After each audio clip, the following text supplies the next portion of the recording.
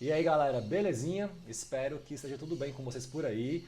Bem-vindos a essa aula, né, de transferência de calor. A gente está no módulo 2 falando sobre convecção de calor, esse mecanismo físico muito interessante que ocorre quando a gente tem uma interação de um escoamento de um fluido que vai trocar energia, principalmente térmica, com uma superfície sólida, né?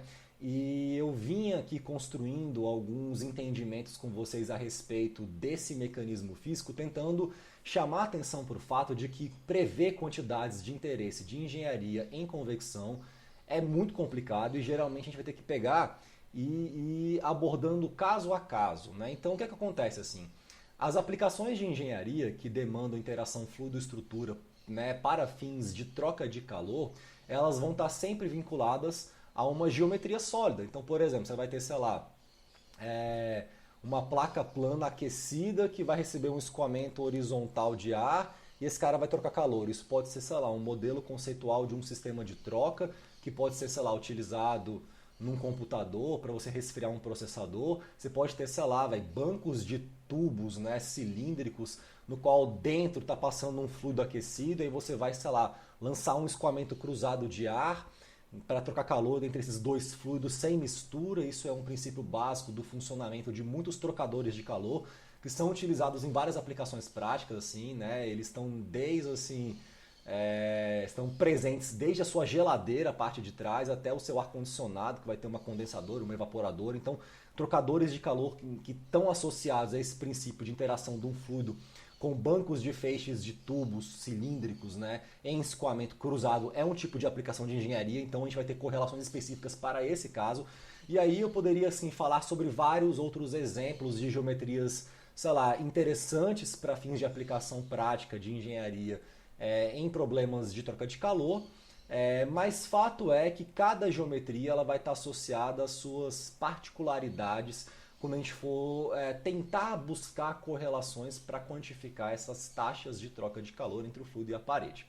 Né? E aí, eu falei sobre escoamento interno já no meu canal, falei sobre escoamento externo, mostrei alguns exemplos de problemas físicos em geometria simples que admitem soluções exatas das equações do movimento, né? Navier-Stokes, vamos colocar assim. Mas em muitos problemas eu não vou ter soluções exatas e eu vou ter que apelar para correlações experimentais, correlações empíricas para quantificar essas quantidades. E na aula de hoje eu quero falar sobre uma geometria que é muito importante, que está associada a vários exemplos práticos de aplicação, que são os famosos jatos colidentes, né? Um jato colidente, para que a gente tenha noção do que ele é, assim, eu vou pegar aqui uma figurinha do Incropera, que é isso daqui, ó. Eu tenho um jato vertical, né, que está sendo soprado por um bico, né, de um bocal, e esse jato assim ele vai ter uma temperatura na saída, na entrada, perdão, assim que a gente chama de TE, e uma velocidade de entrada que não necessariamente vão ser iguais, né, às condições que eu vou ter aqui na superfície de baixo. Então esse exemplo aqui prático, ele é o arquétipo assim perfeito para você modelar o que acontece, por exemplo, dentro do seu computador. Né? Eu não sei se vocês já montaram já um computador, compraram as peças separado, o processador, a placa-mãe. Eu geralmente eu faço isso, eu não compro pronto, eu compro as peças, chego em casa eu monto, vou ligando as coisas e tal. E a primeira coisa que você vai fazer assim é pegar o processador, né, que vem numa caixinha e tal, e esse cara ele vai ter que ser encaixado ali num sistema aletado, porque é o cara que mais esquenta de todos. E aí você vai fixar esse processador, né, que tem uma base aletada, bem na saída de um fã. E o fã fica soprando ar bem assim, em cima mesmo dele. Então é um problema típico de um jato colidente, assim, que incide sobre uma superfície sólida para fins de troca de calor. Existem questões físicas muito interessantes assim, dentro dessa zona do jato, assim. Então nós, cientistas, fomos mapeando essas zonas aqui, tá? E o que acontece é que a gente tem uma zona aqui bem na saída, que é tipo esse cone que a gente chama de zona potencial, que é basicamente uma região do escoamento que realmente não tem nenhum tipo de influência ali da parede ainda. É uma zona de jato livre mesmo, né? Inclusive é o nome da zona que vem logo aqui de baixo, free jet, assim. E essa parte de jato livre aqui já começa a antever que vai ter uma parede ali na frente. E aí você tem, tipo assim, zonas bem definidas, uma região aqui nas proximidades da parede, que é a zona de colisão do jato mesmo, né? Que é bem onde ele bate na parede. E quando esse cara bate, ele meio que bifurca e começa a andar horizontalmente. Então, a uma certa distância desse centro aqui, que eu chamo de ponto de estagnação, eu vou ter, tipo assim, um perfil de velocidade muito semelhante a um perfil que eu teria se eu lançasse um escoamento horizontal. Só que aqui ele tem um perfil um pouco diferente da placa plana horizontal, porque essa velocidade é zero na parede, pela condição de não escorregamento, ela vai acelerando, porque esse fluxo está sendo tipo espremido e carreado para as laterais, mas depois ela meio que volta a uma velocidade zero, porque ela tem que lidar com o ar aqui, que está a temperatura ambiente. No escoamento horizontal sobre placa plana, que a gente tem como referência, é coisa um pouquinho diferente, né? Eu vou até aproveitar, já que eu estou falando isso daqui, para ver se eu consigo colocar uma figurinha. Deixa eu ver se eu acho aqui no capítulo do Incropera, para mostrar essa diferença, né, na nossa forma de considerar. Acho que essa aqui tá boa.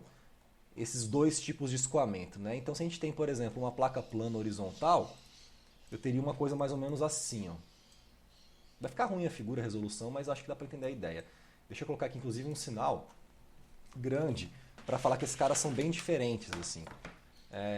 Melhor, eu vou pegar minha canetinha, eu vou circular essa região aqui e eu vou deixar bem claro que isso aqui é muito diferente do que eu teria nesse contexto aqui de escoamento sobre placa plana, né? Repare que aqui, quando a gente está olhando para um escoamento externo, horizontal sobre uma placa plana, a gente admite que aqui, fora da camada limite, eu tenho uma velocidade ao infinito. Então, aqui a coisa é um pouco diferente. Aqui o meu flow está parado, fora da zona do jato.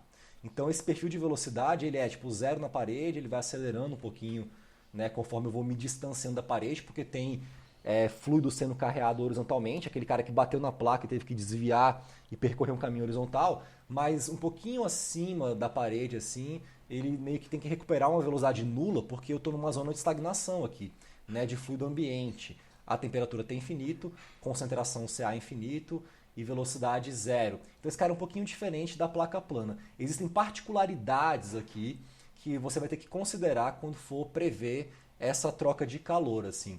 E aí eu queria falar assim rapidamente sobre algumas dessas particularidades, tá? Antes da gente resolver o nosso probleminha prático, assim. A gente sabe que em contextos de transferência de calor, o coeficiente H ele vai estar sempre escondido dentro do número de Nusselt, tá? E esse número de Nusselt ele pode ser definido de diferentes maneiras. No caso de escoamento sobre que venham a ser gerados por jatos colidentes, a gente tem um Nusselt que vai ser dado por um coeficiente H, que é local, que multiplica um diâmetro hidráulico sobre a condutividade do fluido. Olivia, tá bem, velho? Tá bem? Tá bem? Meu dog aqui tá coçando pra caralho, tadinho, velho. Enfim. A questão é o seguinte, quando você vai aprender assim convecção e você descobre que existe um número de Nusselt, esse número de Nusselt ele vai estar sempre associado a uma escala de referência de comprimento. Tá? Então, por exemplo, para um escoamento em torno de um cilindro, essa escala é o próprio diâmetro do cilindro. Para um escoamento em torno de uma esfera, é o próprio diâmetro. Aqui, para o caso de jatos colidentes, esse diâmetro H ele vai ser, eu vou pôr aqui na forma de texto, o diâmetro hidráulico do bico. Porque é isso, assim, qual que é a geometria que eu tenho de referência para um jato que incide sobre uma placa? Aonde eu vou extrair dessa física uma escala de comprimento? Porque no caso de um cilindro que recebe um escoamento, é óbvio, tem ali um diâmetro. Né? No caso de uma placa plana, tem um comprimento da placa. Agora, para um jato que bate sobre uma superfície, aonde está ali um comprimento característico que eu posso utilizar para definir o número de Nusselt? Vai estar no próprio bico. Então, a forma do bico do jato vai mudar a maneira como a parede percebe esse jato e troca calor com ele. Isso é muito importante aqui nesse problema. Então, aqui eu vou definir que esse número de Nusselt, no caso de um jato colidente, ele vai ser dado em função de um diâmetro hidráulico do bico.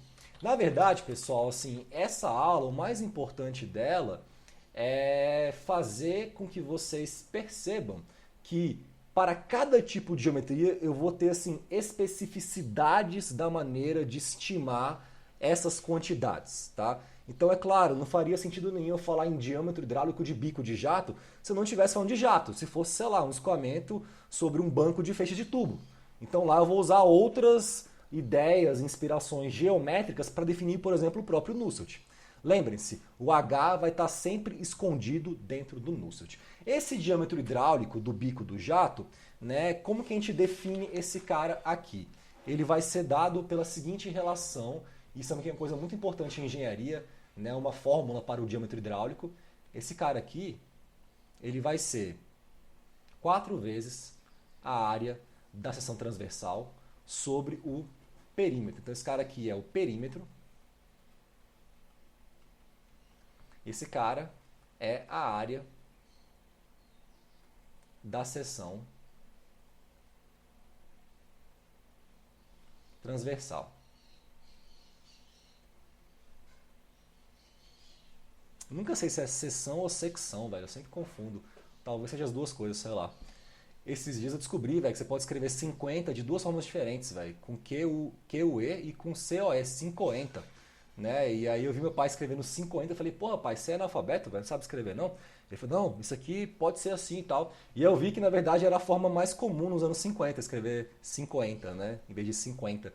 Então tem palavras no português que admitem, tipo, duas escritas. Não sei se é o caso de seção transversal, se é seção ou secção. Confesso que eu não sei mesmo.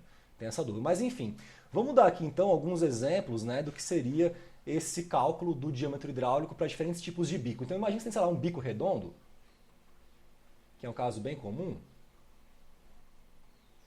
né? Quem vai ser aqui o diâmetro hidráulico de um bico redondo? Bom, qual que é a área do círculo? Né? É π d ao quadrado sobre 4. E quem que é o perímetro? É 2πr, então é π vezes d. Então nesse caso aqui, corta esse cara com esse com esse, e o diâmetro hidráulico de um bico redondo é o próprio diâmetro do bico. Né? Isso faz algum sentido. Assim. Agora, se eu tenho um bico retangular, e eu vou ter vários exemplos nos quais isso vai acontecer, depois eu vou colocar aqui uma figurinha para mostrar.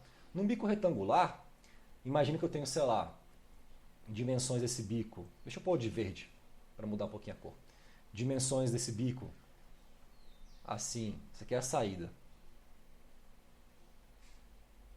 E sei lá, esse cara tá tipo assim, soprando, né? Um jato que está entrando no plano do papel. Se eu coloco aqui essas escalas e mapeio com cotas, para a gente ver o que seria esse diâmetro hidráulico para um bico retangular, considera esse cara L e esse cara aqui W, o meu diâmetro hidráulico desse bico, ele vai ser 4 vezes a área, que seria L vezes H, sobre o perímetro, que seria 2 vezes W mais 2 vezes L. Seria uma expressão assim que teria essa cara, tá? Agora, geralmente esses caras, esses bicos retangulares, eles vão ser tipo bicos finos. Então, por exemplo, se a gente tivesse num contexto em que o L é muito maior do que o W, esse diâmetro hidráulico de um bico retangular, ele poderia ser aproximado, se eu conseguisse fazer meu mouse funcionar aqui, conseguir, pela seguinte expressão.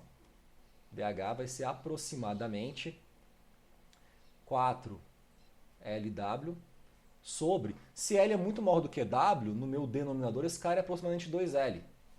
Estou tirando aqui um limite, tá? Então esse cara corta com esse cara, esse cara corta com esse cara e fica um 2 aqui, né?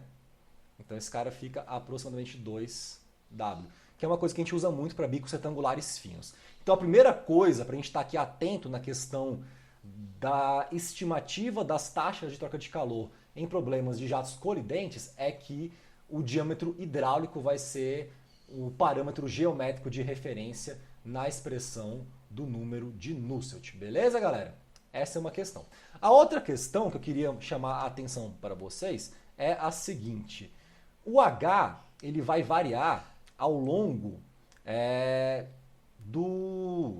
da parede de baixo. Assim. Então, eu vou pegar aqui uma figurinha que eu separei do Micropera que mostra dois extremos aqui. Isso daqui é uma curva típica para o Nusselt em função desse R sobre D. O que é o R? Essa distância aqui, ó, horizontal. Então, se eu for avaliando, por exemplo, aqui nessa parede de baixo, onde eu vou pôr de vermelho aqui agora, ó.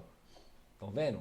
O Nusselt local, como que ele varia ao longo da parede, desde a zona de estagnação, que é quando o jato bate na placa, até regiões distantes da zona de estagnação, avaliando isso horizontalmente, como é que esse H varia localmente? O que a gente percebe é o seguinte, que nesse caso aqui, o caso A, que é um caso aplicado a bicos que estão mais separados da parede, então a gente pode colocar que esse caso A aqui seria um caso de grande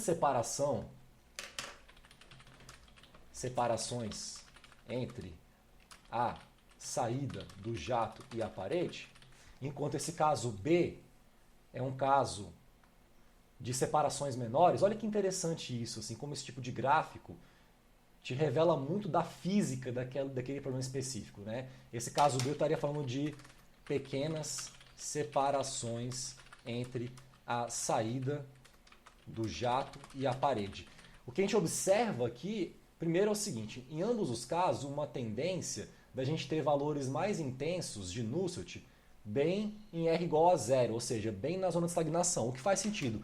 Quando o jato bate de frente com a parede, é nesse ponto que ele bate com a parede de frente que eu vou ter a maior troca de calor, né? A coisa está mais intensa ali. E aí quando esse cara bate e é desviado, a troca vai diminuindo, conforme ele vai andando e se afastando da zona de estagnação, que é essa tendência aqui que a gente está vendo. Agora, quando eu tenho uma separação grande entre a saída do meu jato, do bico e a parede, esse cara consegue bater e se movimentar meio que livremente. Se esse cara está muito pertinho da parede, é como se tivesse um rebote do fluido que bate, quer voltar, encontra um cara que vem de cima. Isso gera uma turbulência naquela interação ali para pequenas separações que leva, por exemplo, a esse tipo de comportamento aqui. Então esse cara aqui estaria associado, se a gente fosse interpretar, à turbulência da interação jato-parede.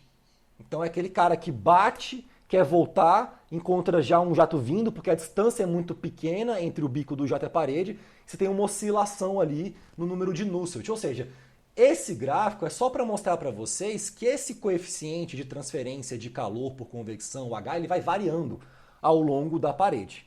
E aí, geralmente, não é prático você, tipo assim, ficar buscando uma expressão para computar como esse cara varia horizontalmente, porque esse cara depende de muitas coisas, inclusive da distância de separação entre a saída do jato e a parede. Então o que a gente faz aqui, nesse contexto, né, de jatos colidentes, é definir um número de Nusselt que vai ser dado em função do diâmetro hidráulico, um Nusselt que eu vou chamar de Nusselt D. Deixa eu ver aqui só um segundo para ver se é a mesma... melhor, eu vou chamar do Nusselt médio. Pronto, melhor ainda. Nusselt barra, que vai ser dado por um H médio, que é o H médio para aquela parede inteira que está recebendo o jato. Eu sei que ele varia localmente, eu sei que quando o jato bate na parede o H é maior, mas eu vou considerar um H médio para a parede que está recebendo o jato como um todo. E esse cara vai ser multiplicado pelo diâmetro hidráulico, que vai ser a minha escala de comprimento de referência sobre K. Então, essa vai ser a forma, a cara do número de Nusselt para esse tipo de problema, tá? Então, se eu estiver interessado em descobrir o H, eu vou ter que apelar para isso. Pois bem, aí, um outro parâmetro que vai ser muito importante também nessa questão de jatos colidentes é como esses bicos vão estar distribuídos, tá? Então, eu vou pegar uma figurinha aqui que é importante do Incropera e que mostra para diferentes tipos de bico como eles vão estar distribuídos e como eles vão dar origem a um parâmetro que é muito importante nesse caso, que vai ficar horrível aqui a minha figura, não tem problema nenhum, que é essa área relativa. Quando a gente pega, por exemplo, uma expressão típica para computar o número de Nusselt, e aqui eu vou pegar, sei lá, para um bico redondo sujeito a um jato proveniente de um único bico, então vou pegar aqui uma expressão típica para a gente ver que dentro dessa expressão vão aparecer parâmetros muito específicos que só vão aparecer nesse contexto de jatos colidentes. Então repare o seguinte, que uma expressão típica. Esse cara aqui, deixa eu fazer para ele uma legenda, tá? Isso aqui seria uma expressão típica.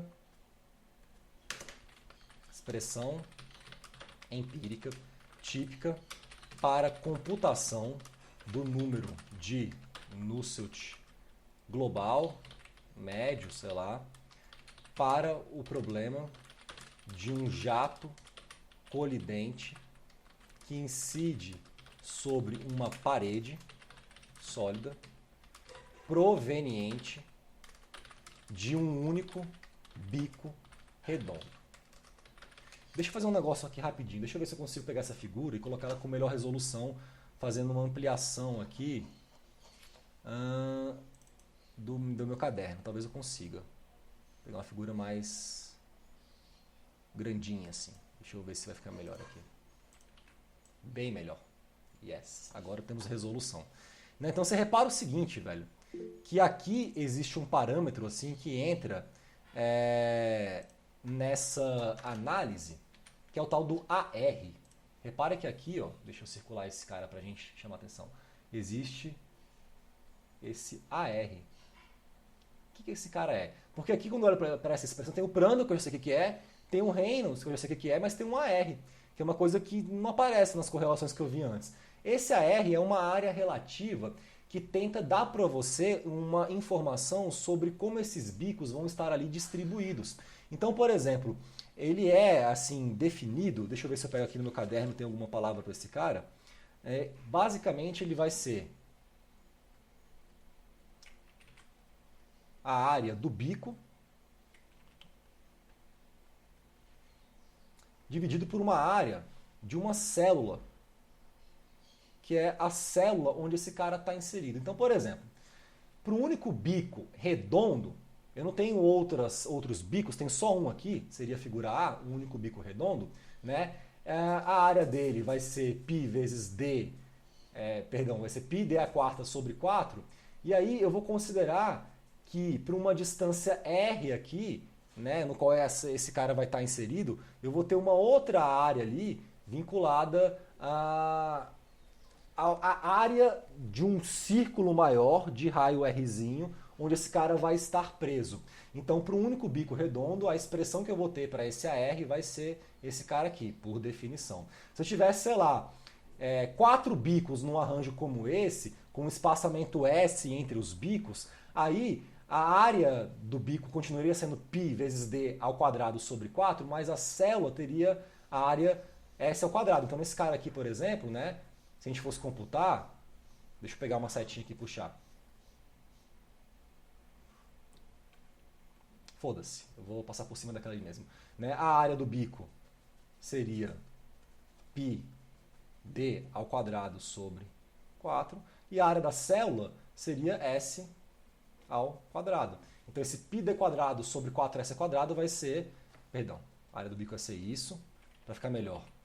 A área da célula, para aquele cara ali, vai ser S quadrado, perdão, sobre 4, e aí o AR para aquele cara seria π d quadrado sobre 4s ao quadrado. Ou seja, esse AR é um parâmetro geométrico que vai especificar para você na sua correlação como que esses bicos vão estar distribuídos quando estiverem em arranjos de bicos, que é o que você teria, por exemplo, num caso como esse daqui. Deixa eu pegar uma figura para mostrar para vocês.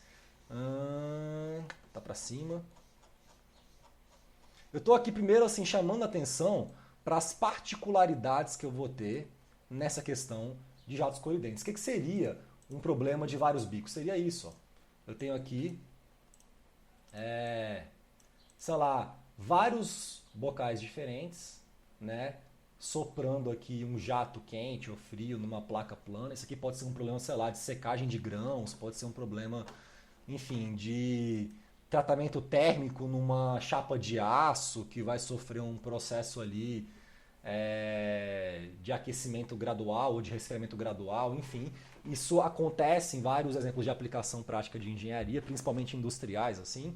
E aí seria um exemplo típico de uma interação de jatos colidentes que são provenientes de arranjos, né, de bicos em sequência. E aí, só para a gente comentar aqui algumas curiosidades a respeito desse tipo específico de problema, se você está interessado em promover uma troca de calor legal num contexto como esse, uma dica interessante seria você alternar entre bicos que sopram e bicos que são livres para poder sugar esse cara que vem. Porque se está todo mundo soprando ali, você vai gerar uma bolsa de ar quente ali e esse cara não vai esfriar direito. Então é interessante para você promover uma melhor troca que tem um bico soprando e bicos puxando para você promover um mix, roubar calor e tirar dali. Então veja que esse tipo de detalhes são coisas que vão depender de cada problema, de cada geometria, e aí por isso que no campo da convecção de calor, assim, as correlações elas são particulares para cada tipo de problema, tá? Então, desse cara aqui, como eu acho que essa informação é informação importante de engenharia para vocês, eu queria me permitir aqui, antes de resolver o nosso probleminha, fazer aqui alguns comentários a respeito dessa questão de vários jatos que saem de bicos em sequência.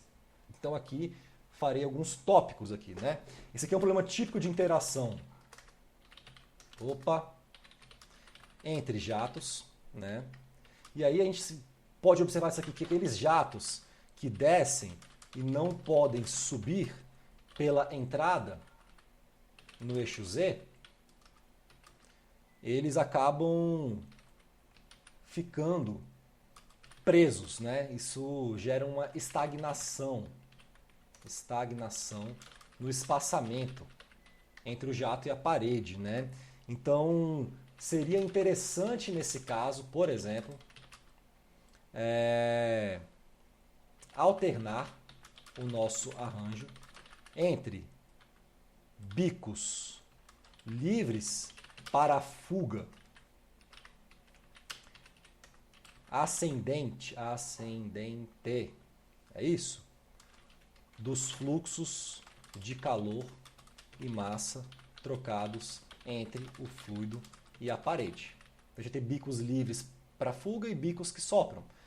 Então a gente pode inclusive colocar aqui entre bicos que sopram e bicos livres para fuga ascendente dos fluxos de calor e massa trocados entre fluido e parede.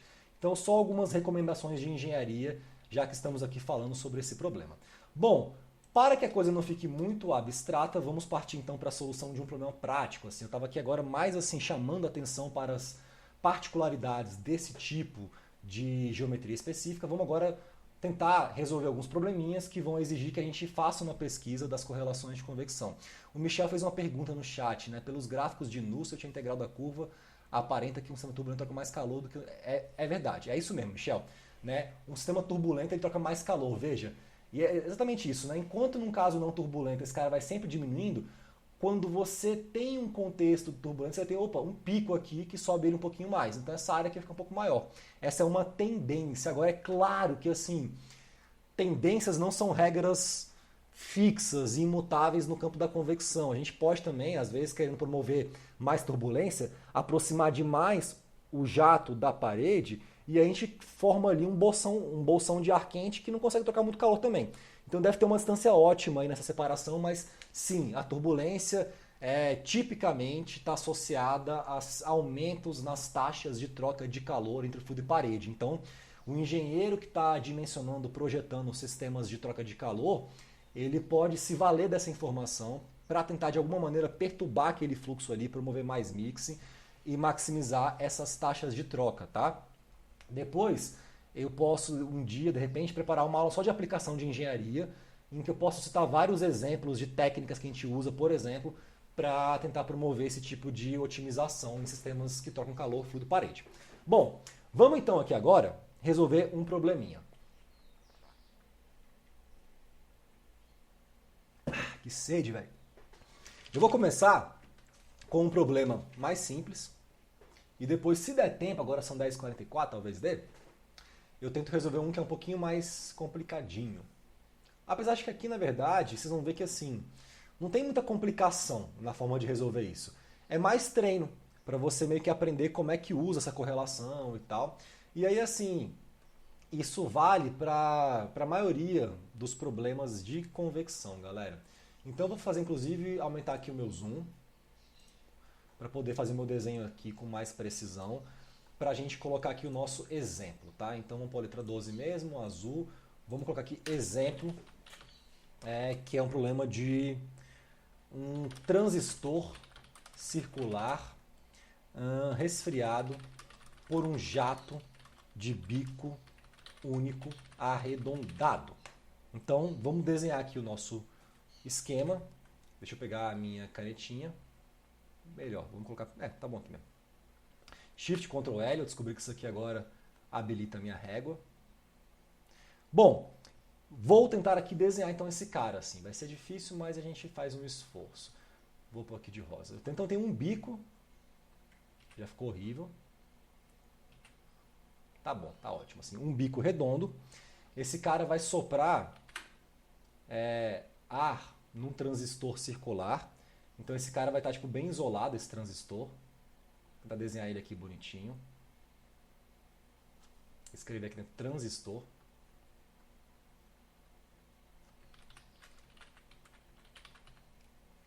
Vamos colocar ele menor um pouquinho, né? Tá muito grande a letra. Esse transistor, ele é tipo circular, tá? A gente vai imaginar que ele é tipo um disquinho. E esse cara, ele vai estar bem isolado mesmo, assim. Então eu vou colocar o seguinte, aqui, ó. Ele está isoladão. Ou seja, bastante isolado aqui. Essa setinha é para representar que ele não troca calor por baixo, nem por cima. Ele vai trocar calor só dessa parte de cima aqui. Tá preso assim, numa placa, sei lá. E esse cara vai soprar um jato, né? Esse cara vai vir aqui, vai bater aqui o jato, vai se dissipar. Alguma coisa assim. Deixa eu ver o que eu estou fazendo aqui. Tá. Vou pôr aqui uma setinha para indicar que vai ter um jato. Então aqui eu vou ter o meu pequeno jato.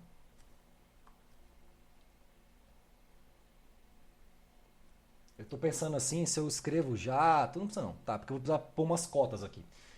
Então vamos pôr aqui as cotas que eu vou precisar. Esse cara, aqui, a saída do bico, Ctrl Z, Ctrl L, habilitei minha régua. Essa saída aqui do bico vai ter um tamanho, que eu vou dar no enunciado. Então esse cara aqui vai ter 2 milímetros. Aí eu vou ter aqui esse transistor com uma certa dimensão. Eu vou ver se eu consigo pôr aqui, ó. Acho que cabe aqui. Ótimo. Vai ter uma cota aqui. Esse cara aqui vai ter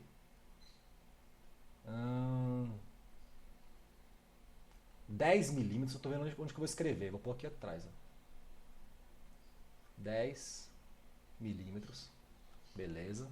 E aí eu vou ter também uma distância entre o jato e a parede, que eu vou dar aqui também de 10 milímetros. Então isso aqui é a minha geometria. Beleza, esse aqui é meu desenho, tá?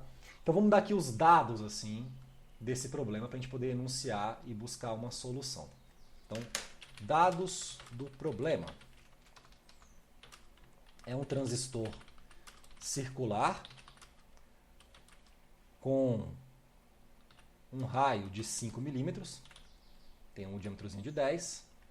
Eu tenho que esse cara é resfriado por um bico arredondado, com o diâmetro do bico igual a 2 milímetros. A velocidade de saída do jato é de 20 metros por segundo. Isso aqui é ar, tá? Ele sopra ar nesse cara aí. A temperatura de saída do jato é de 15 graus Celsius. É bem possível que não vá caber aqui. Eu venho para cá então e continuo dando esses dados. A separação entre a saída do jato e a parede é de 10 milímetros. O transistor é bem isolado nas superfícies não expostas ao jato. A temperatura máxima permitida no transistor é de 85 graus Celsius, para que ele não derreta. E aí eu vou pedir o seguinte, deixa eu escrever aqui de vermelho. Determine a máxima potência permissível do transistor. Problema bem aplicado, velho. Né? Bastante aplicado, assim. E aqui a gente vai ver onde as coisas acontecem, né? Como a gente usa as correlações e problemas práticos. Então esse aqui é o nosso probleminha, assim. Tá clara a ideia do problema, todo mundo consegue entender o que está acontecendo? Maravilha! Então a gente vai agora tentar resolver. Deixa eu só ver se eu ponho um pouquinho mais para cima isso daqui, para não ficar muito lá embaixo. Pronto. Então bora agora resolver esse cara. Deixa eu salvar aqui, porque tá ficando bonitinho, velho. Esse quadro. Bom, então vamos partir para a solução. Eu até vou deixar tipo esse daqui aqui em cima também, para a gente poder ficar consultando pelo menos o enunciado enquanto começa a esboçar a solução. Então vamos lá.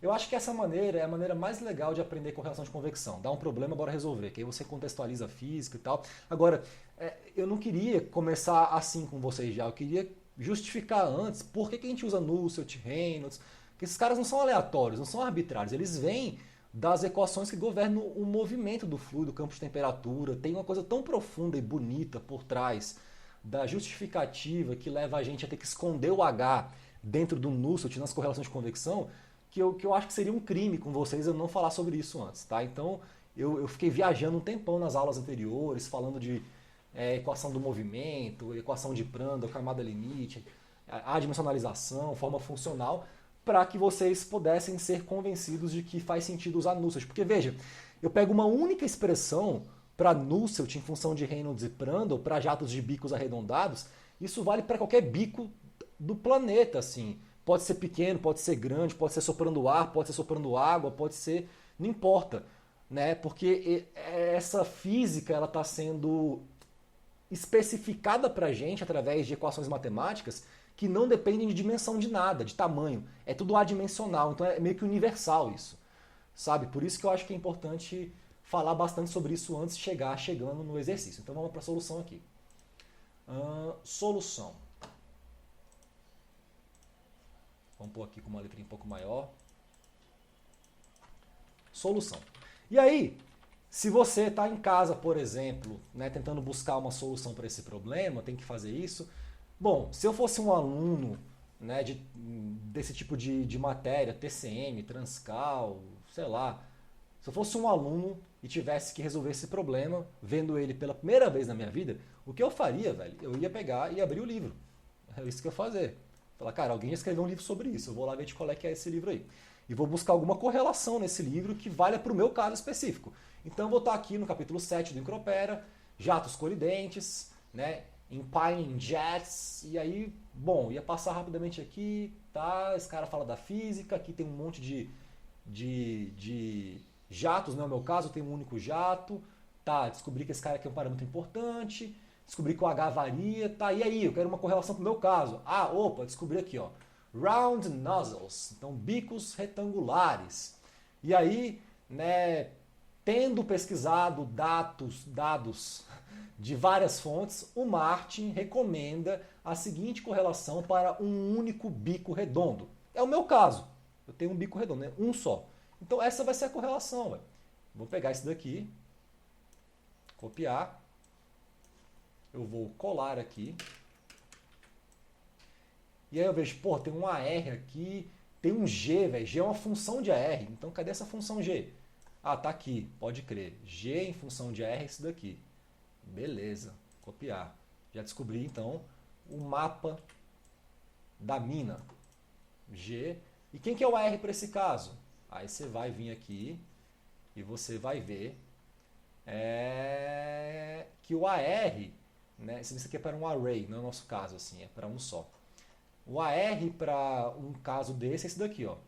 d ao quadrado sobre 4r, que é isso daqui, é esse caso que a gente viu aqui, d quadrado sobre 4r.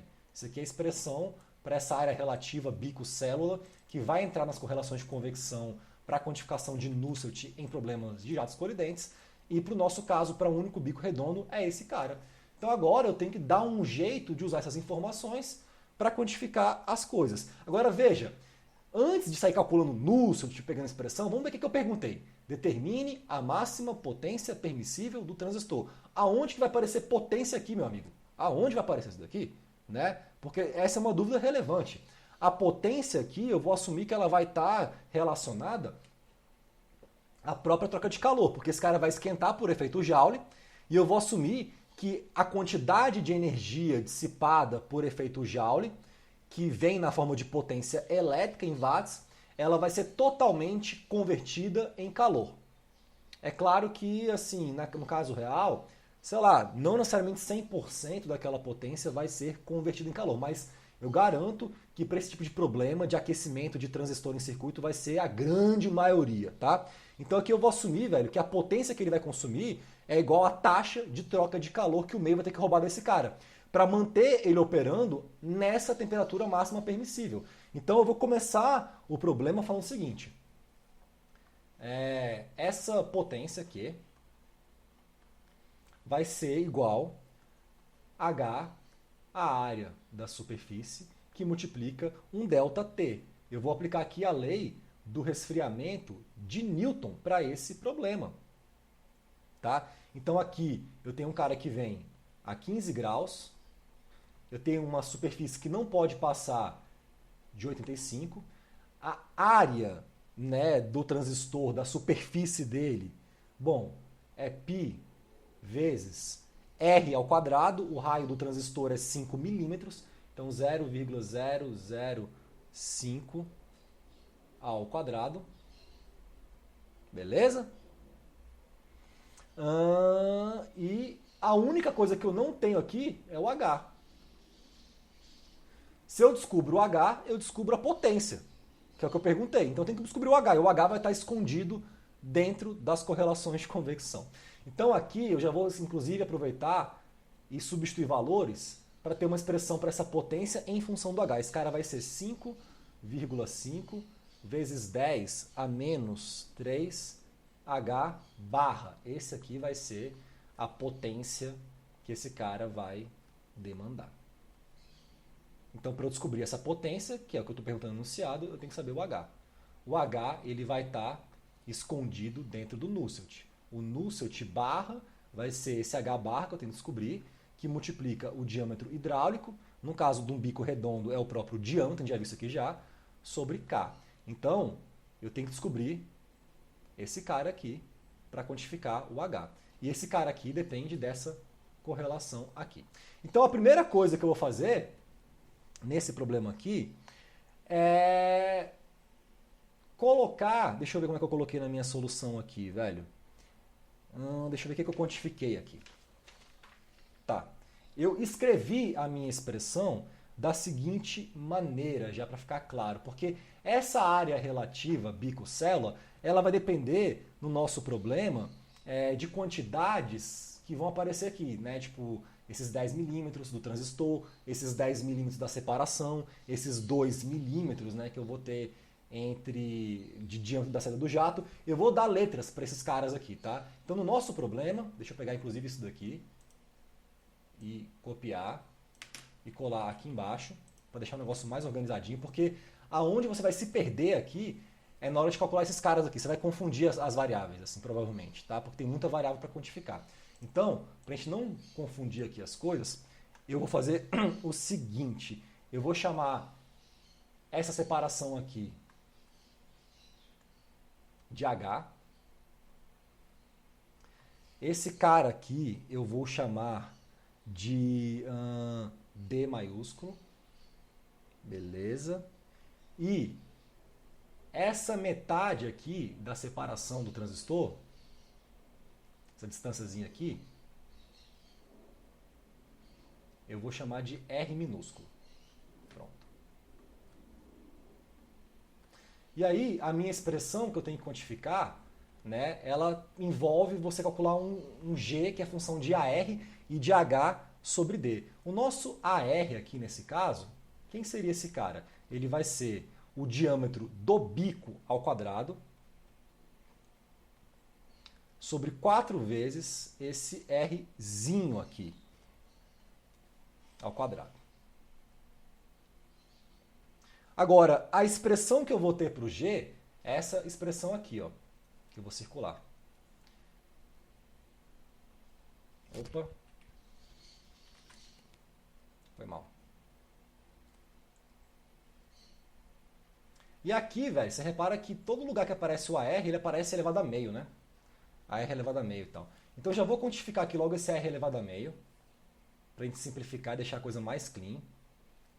Então meu AR elevado a meio, ele vai ser D sobre 2R. Perfeito. E aí eu vou começar então quantificando o meu G. O meu G dessa expressão, ele vai ser 2 vezes AR elevado a meio. AR elevado a meio é D sobre 2R. Duas vezes isso é D sobre R. Então esse cara vai ser tipo D sobre R. Aqui, inclusive eu vou fazer o seguinte, vamos pegar esse cara aqui, colocar ele pequenininho aqui num canto para a gente poder tipo, colar dele, foda-se. Então eu tenho 2 vezes AR elevado a meio, que é esse D sobre R. Aqui ele multiplica 1 menos 2,2 desse cara. Como esse cara é D sobre 2R, tem aqui um 2,2, eu vou pôr tipo 1,1, que multiplica D sobre R. Eu quero usar só as grandezas que aparecem no meu desenho. Porque a R não aparece, aparece D, aparece R. Eu acho que se você gasta um tempinho só reorganizando isso, não sei, cara, você tem menos chances de errar e você vai adquirindo um sentimento físico melhor do problema, porque você começa a lidar com variáveis que você está vendo no desenho.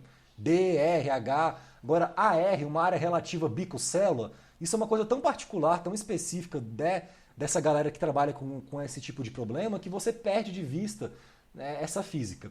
Então eu tenho esse cara aqui, embaixo eu vou ter 1 mais.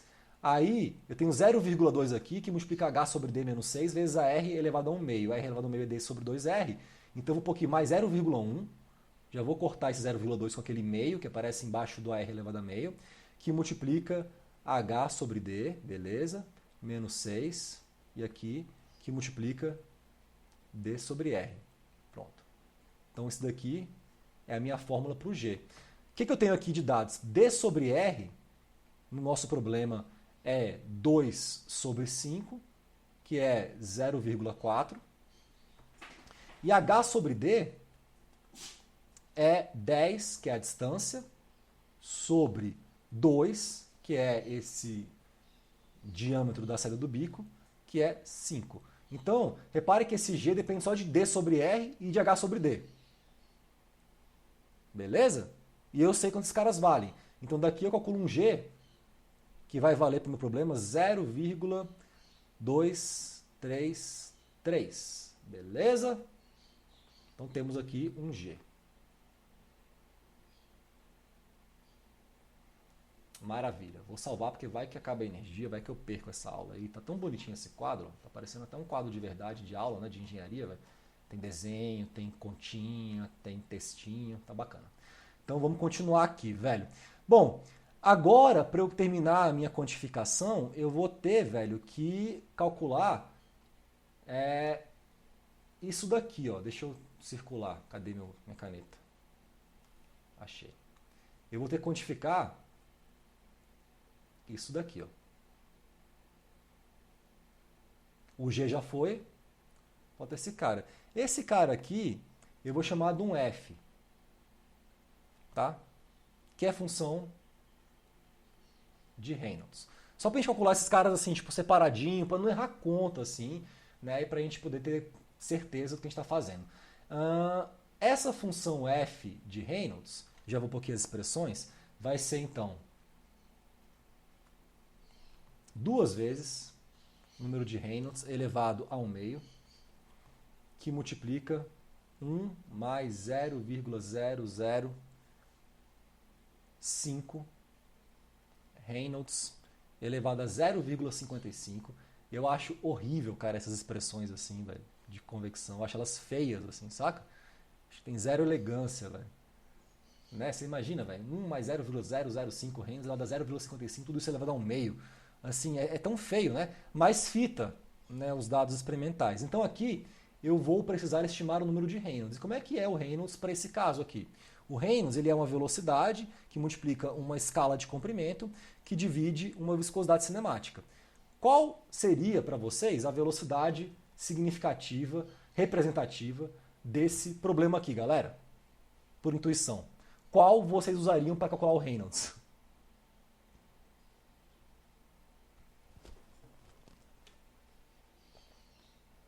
É isso aí. A da saída. Não é uma pergunta muito difícil, porque é a única velocidade informada no enunciado. E vai ser ela, assim, a velocidade representativa para fins de estimativa de Reynolds em problemas de jatos colidentes é a velocidade na qual o jato sai. Né? A escala de comprimento vai continuar sendo o diâmetro hidráulico, que é a mesma para o Nusselt e para o Reynolds. E embaixo eu tenho a viscosidade cinemática do ar. Então, o meu Reynolds vai ser essa velocidade do jato, que multiplica o diâmetro hidráulico e divide pela viscosidade cinemática do ar. Tá? Eu achei nesse problema aqui uma viscosidade cinemática do ar, na minha tabela, de 15,89 vezes 10 a menos 6. É claro que assim, isso metro ao quadrado por segundo. Isso daqui, a viscosidade cinemática do ar, ela varia em função da temperatura. Eu não lembro agora qual temperatura eu usei como referência, se foi a da saída do jato ou uma temperatura média. Isso é uma questão que, assim, depende de problema a problema. Algumas correlações de convecção, elas são muito criteriosas em relação à temperatura que deve ser considerada para você fazer a avaliação das propriedades termodinâmicas do fluido na hora de pegar os seus dados para quantificar os parâmetros adimensionais. Outras nem tanto. Se você estiver na dúvida, qual temperatura eu pego? Pega uma temperatura média que tipo, você tenha noção ali. Então, por exemplo, nesse caso aqui, você tem um jato saindo a 15 graus e o transistor não pode ficar mais quente que 85 graus. Então, você poderia pegar uma temperatura média, 15 mais 8,5 divide por 2, vai dar 50 graus, né? E aí você avalia as propriedades do ar nessa temperatura. Talvez não tenha sido isso que eu fiz para pegar esse cara aqui. Talvez eu tenha feito a 15 graus. E aí gera, sei lá, um pouco de imprecisão. Mas é mais uma questão de preciosismo aqui mesmo. Eu vou considerar essa viscosidade a essa temperatura, porque é que eu tenho aqui anotado. Tá? Depois, vocês podem chegar em casa e conferir, por exemplo, qual foi a temperatura que eu usei para quantificar essa viscosidade e se é realmente a mais adequada ou se você poderia corrigir isso avaliando as propriedades termodinâmicas do fluido a uma temperatura diferente, mais próxima de uma temperatura média, para ver o que isso vai mudar no final nessa potência, se vai ser grande ou pequena a influência. Eu acho que vai ser muito pequena, tá? Então considerei, eu acho a 15 graus talvez, a viscosidade cinemática do ar. E aproveitando que eu tive que pegar uma tabela para consultar essa viscosidade cinemática do ar, eu também já vou anotar aqui a condutividade térmica do ar, porque eu vou ter que usar esse cara depois, né, para converter o Nusselt em H, que é o que eu preciso. Então, a minha condutividade que eu vou considerar aqui vai ser 0,0268 watt por metro Kelvin. Beleza. Então, você usando essa velocidade do jato, 20 metros por segundo, esse diâmetro hidráulico do bico, você vai achar um Reynolds que vai valer aqui 2.517,3. Tá muito feio minha letra, velho. Esse espacinho aqui no final já é muito difícil de escrever, tá muito pronto, é isso. É só um teste aqui rapidão, velho. Quero fazer um teste para ver se a minha letra treme menos quando eu tô tipo mais longe do teclado. Não, na verdade nada a ver, tem a ver com a distância da mesa. Quando está embaixo na mesa fica mais difícil, mas beleza. Esse é o Reynolds. Se eu taco esse Reynolds na minha expressão para computar essa minha função f, eu vou achar uma função f que vale aqui nesse caso 117,5, beleza?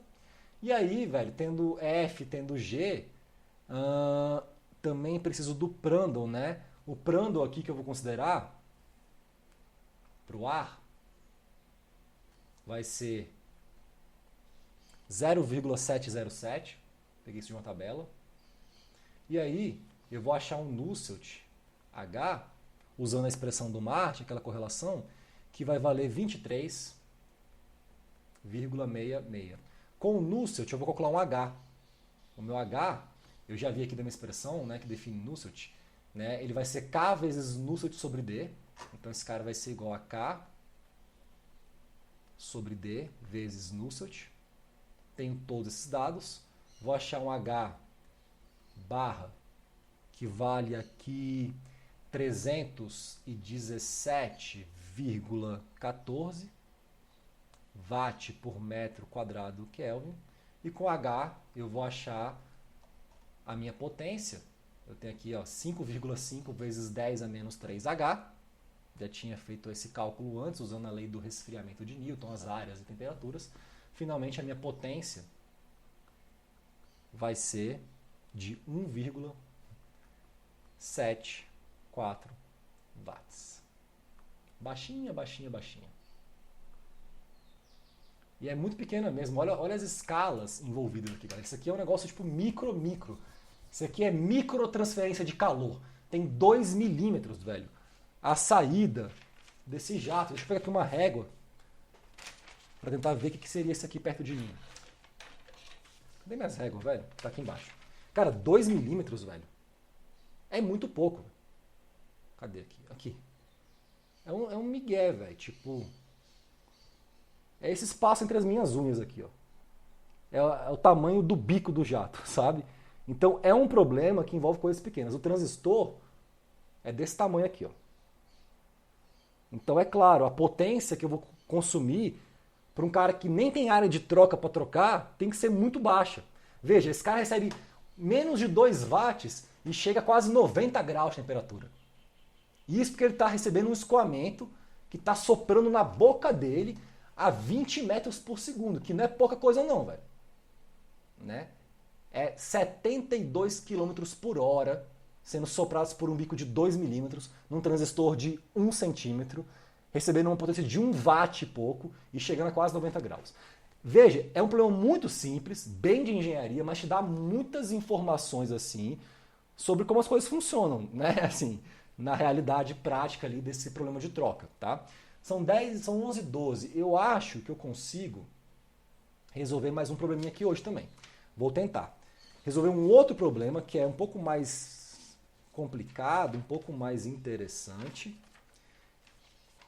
e que vai ser bacana para a gente interpretar aqui. Se ficar muito apressado, eu acelero um pouco a minha solução. Também não tem problema nenhum, não. É bom que assim que eu tenho que aprender a ser mais sintético, né? Eu tenho dificuldade, velho. Então vamos para o problema 2. Eu chamei isso aqui de exemplo. Tá. Outro exemplo. Então. Exemplo 2. Esse problema agora é uma placa de aço resfriada por um arranjo de jatos retangulares.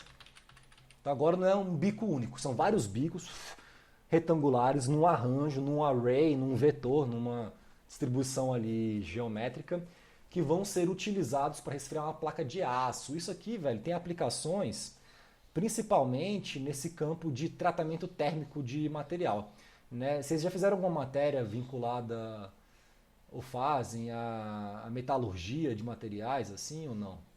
Aço, nada disso, eu não sei, velho, porque a mecatrônica faz coisas que a mecânica faz, outras que não fazem, então assim, eu sei que na mecânica a gente faz muita matéria que lida com essa questão de tratamentos térmicos em aço, né? Aço é um material que a gente usa para construir várias coisas, velho.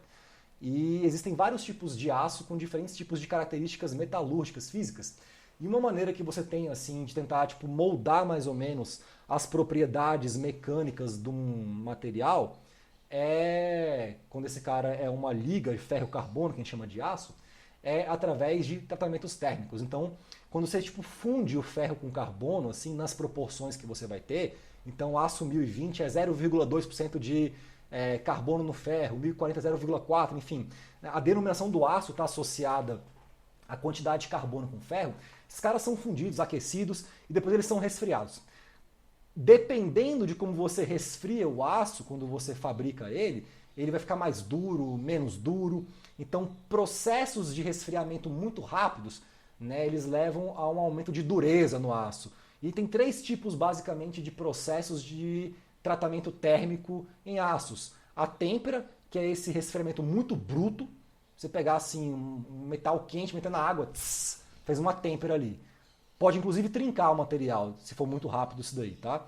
Mas vai levar um cara muito duro. Você tem um negócio chamado normalização, que é deixar esse cara tipo esfriando mais lentamente, né, a um ambiente atmosférico. E tem o recozimento, que é o cara esfriar dentro do próprio forno. Então ele esfria bem devagar, assim. Cada tipo de processo de resfriamento dessa liga de ferro e carbono vai levar a diferentes tipos de propriedades do aço. Então, por exemplo, esse caso de você resfriar uma placa de aço com jatos retangulares poderia, em tese, estar associado a um exemplo de tratamento térmico.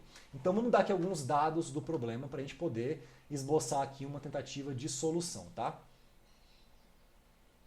Eu vou anunciar na forma de tópicos os meus dados. Então esse aqui é um problema de uma placa retangular, longa, de aço inox, AISI 304. Temperatura inicial da placa é de 1200 Kelvin, está bem quente. Ela é resfriada por um arranjo de jatos retangulares. A largura dos bicos eu chamei de W. Esse cara vale 10 milímetros. O passo entre os jatos eu chamei de S. Esse cara vale 100 milímetros. Esse espaçamento, já que agora é uma série, uma sequência, um arranjo de jatos. Vamos pôr aqui mais dados. Essa distância H, que é a distância de separação entre a saída do jato e a placa, esse cara vale 200 milímetros. A espessura da placa, eu chamo de Ezinho, é de 8 milímetros. A largura da chapa, eu vou chamar L de 1 metro. E aí, tem mais alguns dados? Tem a temperatura da saída do jato é 400 Kelvin. A velocidade do jato é, chama de V, vale 30 metros por segundo. E aí, não, isso está muito, está ótimo, horrível. O que eu vou pedir aqui, em vermelho? Determine a taxa de resfriamento. Ou melhor, eu poderia determinar, vamos ver isso daqui, melhor, uma expressão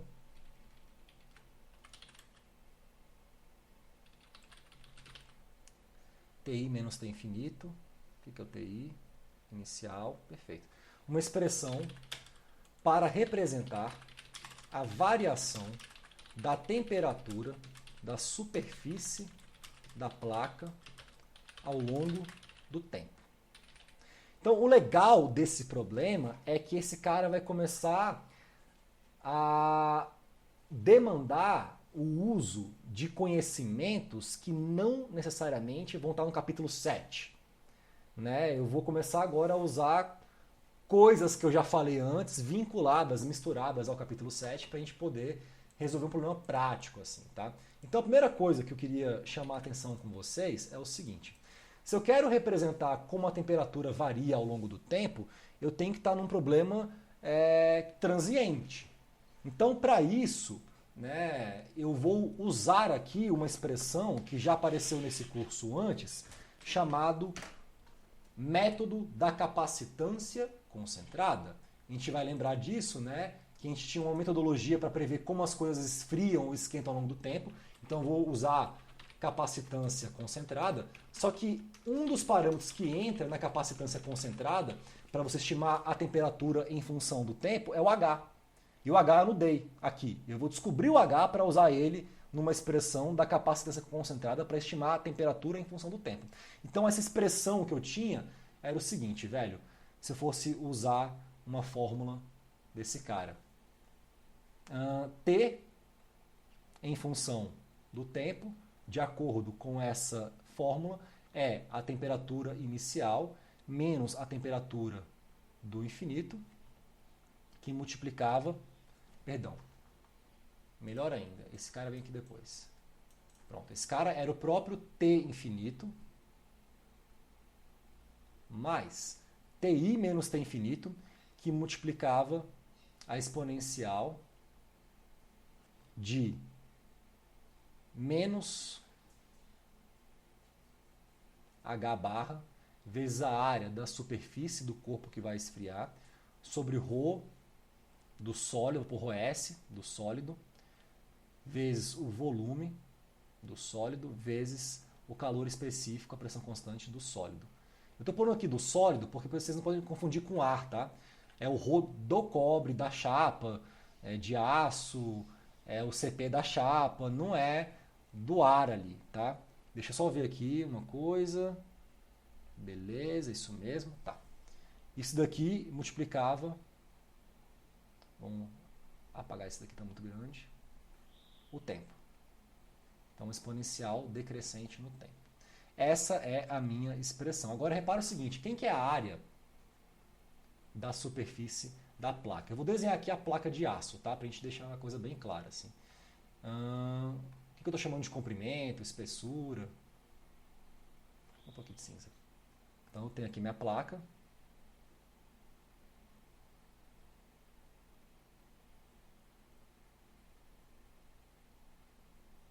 Que vai ter uma certa espessura.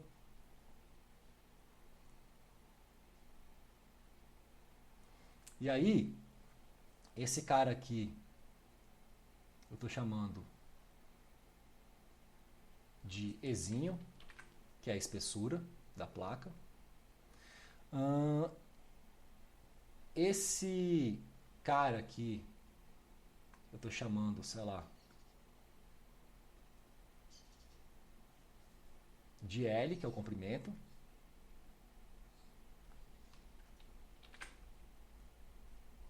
Comprimento eu chamei de C, perdão, na verdade. Isso. E esse cara aqui, eu vou chamar de largura.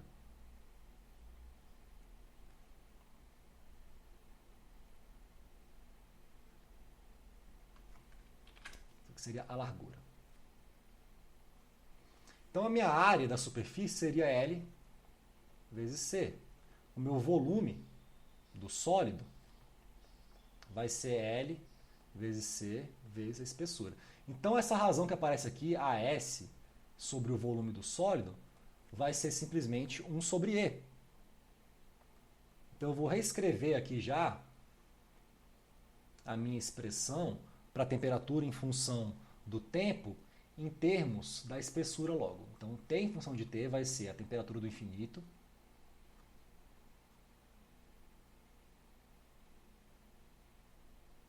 que eu nem dei no enunciado, a gente pode assumir um valor aqui, tá? Mais a temperatura inicial que eu dei, menos a temperatura do infinito, que multiplica a exponencial de menos H barra sobre ρ do sólido, CP do sólido, espessura, vezes o tempo. Então veja, esse TI aqui, vamos considerar para fins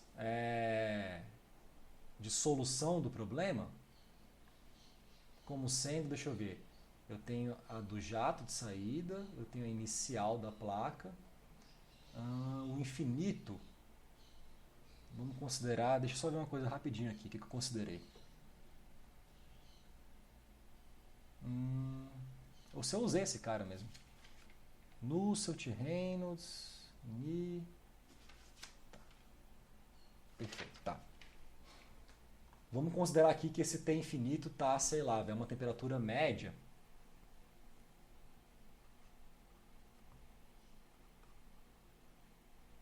Entre os 400 graus da saída do jato mais a inicial da placa. Só para a gente ter uma estimativa sobre 2, alguma coisa assim, tá? Para a gente prever uma temperatura bulk ali em torno da placa, assim, para ver como é que ela vai evoluir no tempo. Veja que esse problema aqui, no fundo, ele vai se resumir novamente, velho, a estimar o H. O grande rolê é estimar o H. Porque esse ρ é propriedade da chapa de aço, vai na tabela e vê, Cp é propriedade da chapa, do material, a espessura eu dei, né? Essas temperaturas são dadas assim, o grande lance é estimar o H. Então, precisamos calcular o H. Precisamos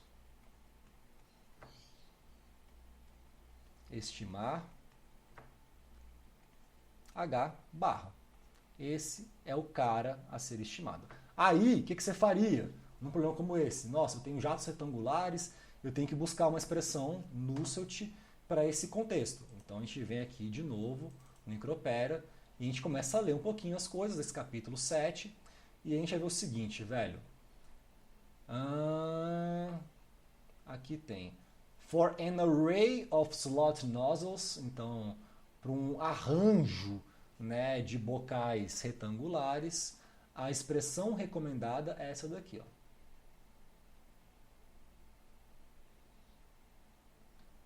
Eu vou pôr tudo isso aqui logo, né? Onde esse AR é isso. Copiar para a área. E aí a gente volta para cá. E vamos basicamente usar essa relação. Agora, aqui, velho, a gente repara que tem dois parâmetros que aparecem aqui. Tem um tal de AR e tem um tal de AR0, né? O AR, ele vai ser extraído da mesma expressão que eu tinha para a série de bicos retangulares, que é essa daqui, ó. Essa área relativa bico-célula. O AR está aqui, ó. Esse é o AR para o nosso contexto. É um arranjo de bicos retangulares. W sobre S. Então aqui eu tenho o AR.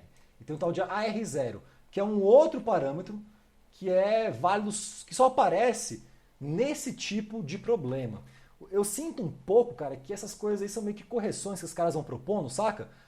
Para tentar, tipo assim, propor uma correlação que tem uma cara mais ou menos amigável. E aí quando eles começam a investigar cada tipo de situação física e percebem que, porra, só ter essa área relativa bico-célula não é suficiente para esse caso, aí inventam um AR0, que é um outro parâmetro que entra só para esse caso. Então, assim, é por isso que não tem muito o que ser ensinado nesse tipo de assunto. Porque tem muita coisa que é empírica, é mais assim, você aprender como é que usa. Então vamos aqui fazer tipo um teste, assim, né? Aprender como é que a gente usa isso daqui. O AR0 para a gente, então, vamos calcular. No nosso caso, ele vai ser 60 mais 4 vezes. Quem que é H sobre 2W no nosso enunciado? Bora descobrir. H é 200 milímetros, o W é a largura entre os bicos. Então, H é 200 e W é 10. Então, H sobre 2W é 200 sobre 20, menos 2 elevado ao quadrado, elevado a menos meio. Se você substitui valores para esse probleminha aqui, você vai ter um AR0 que vai valer aqui 0,0563. O AR é simplesmente W sobre S, para esse tipo de arranjo. O W, a gente já viu que é 10. E o S, quem que é o S? É o espaçamento entre os jatos, é 100. Está aqui. Ó. Então, 100. vai dar 0,1. Com isso, eu tenho que já quase condição de estimar o Nusselt. Falta o Reynolds. Então vamos estimar aqui também o Reynolds, o nosso problema. O Reynolds vai ser, cadê os valores dele? A velocidade do jato, vezes o diâmetro hidráulico do bico, sobre a viscosidade cinemática. Quem que é o diâmetro hidráulico para esse bico que não é redondo? Foi a primeira coisa que eu falei na aula de hoje. Diâmetro hidráulico. Aqui, ó. Diâmetro hidráulico para bico retangular. Né? Esse cara aqui. 4LW sobre 2H. 2W, perdão, mais 2L. Agora, se L é muito maior do que W, é simplesmente 2W. Será que L, no nosso caso, é muito maior do que W? Será que esse bico é muito comprido? Vamos ver aqui, velho. Você descobre isso daqui. Enunciado. Veja. Esse cara aqui, na verdade, deixa eu ver aqui. Comprimento. Se eu tenho 1 metro de largura da chapa, velho, né, e esse cara tem um bico de 10 milímetros, eu acho que 10 milímetros é muito menor do que 1 metro. Né? É 100 vezes menor. Então eu vou usar essa aproximação para o diâmetro hidráulico do bico retangular de 2 vezes a largura do bico. Tá? Então o diâmetro hidráulico que eu vou usar para estimar o Reynolds vai ser 2 vezes o próprio W. Deixa eu ver aqui que eu anotei, pelo amor de Deus, 2 vezes W. Tenho esses dados, tenho a velocidade, peguei uma viscosidade cinemática aqui, a mesma do exercício anterior. Confesso que isso aqui não é muito preciso, o ideal seria pegar uma viscosidade cinemática avaliada a uma temperatura média ali, né? Mas eu acho que não vai mudar tanta coisa assim. Mas peguei a temperatura ambiente, 25 graus Celsius provavelmente, vezes 10 a menos 6 metro ao quadrado por segundo. Daqui eu vou calcular um Reynolds com a velocidade no enunciado do jato, que vai valer 37.759,6. E aí, velho, veja, tenho esse cara, check, check, tenho esse cara, check. O Prandtl eu vou considerar 0,707, que é a área, a temperatura ambiente. E aí, descubro o Nusselt, com essa expressão do cara. Vou lá e calculo, então, um Nusselt. Aqui no fundo, um Nusselt barra, que é esse H barra vezes o diâmetro hidráulico sobre K, que vale, cadê meu Nusselt? 67,53. E aí, eu considerei aqui uma condutividade de 0,0268, e aí eu consigo extrair aqui um valor de H, que vale, cadê o H? 90,5 watts por metro quadrado Kelvin. O santo grau da convecção é achar o H, achei o H. Com o H, eu descubro a minha fórmula T em função de T. E está resolvido o problema, assim, basicamente isso. Aqui eu usei uma mistura de capacitância concentrada para ter uma proposta de uma expressão matemática que compute como um sólido vai esfriar no tempo, considerando, evidentemente, aquele extremo, né, de desprezar a condução dentro do sólido a cada instante de tempo e assumir que a convecção, a cada time step, rouba todo o calor ali daquela parede, né, ou seja, é muito maior do que a condução, número de Biot pequeno. E aí descubro que para eu estimar essa temperatura tem que ter o H, e o H eu não tenho. Então o H eu vou descobrir em função das correlações de convecção para jatos colidentes que são soprados por arranjos de bicos retangulares, que vão estar no capítulo 7 do Micropéria, junto com todas as outras correlações de convecção para jatos colidentes. Então isso daqui, pessoal, é mais para dar para vocês um exemplo de como a gente costuma organizar os dados de troca de calor por convecção em parâmetros adimensionais para diferentes tipos de geometrias. Né? Se fosse, sei lá, para um escoamento em torno de uma esfera, seriam outras correlações. e por aí vai. É meio que caso a caso, por isso tantos capítulos no Micropédia. Eu espero que tenha dado assim para ter uma noção geral de como abordar esse tipo de problema. Né? Isso envolve você pesquisar as correlações elas são montadas em função das características, das peculiaridades, da física, daquela geometria, daquele tipo de escoamento, né? E é isso, é um mundo empírico, porque Navier-Stokes é muito difícil, é muito complicado, a gente não consegue resolver essa equação assim em casos gerais, então quando a gente consegue resolver, a gente resolve. Então, sei lá, escoamento laminar horizontal sobre placa plana aquecida, no meio da placa, eu tenho uma solução exata para isso. Quem fez foi o Blasius, aluno do Prandtl. Pegou na mão, na matemática, das equações, integrou, resolveu. É isso, é exato. Não tem como fazer isso, por exemplo, para um jato colhente na placa. Ali tem turbulência, vórtice, não dá. Então eu vou para o laboratório medir essas coisas e propor correlação para os engenheiros resolver isso daí. Então é assim que a coisa funciona no campo da convecção, é geometria a geometria. Tá claro a ideia, galera? Ótimo, era isso que eu queria passar para vocês na aula de hoje, então eu vou encerrar aqui a gravação e abrir espaço para tirar dúvida da galera que está aqui comigo ao vivo. Então, galera do YouTube, beijo no coração de vocês e até a próxima aula. Valeu!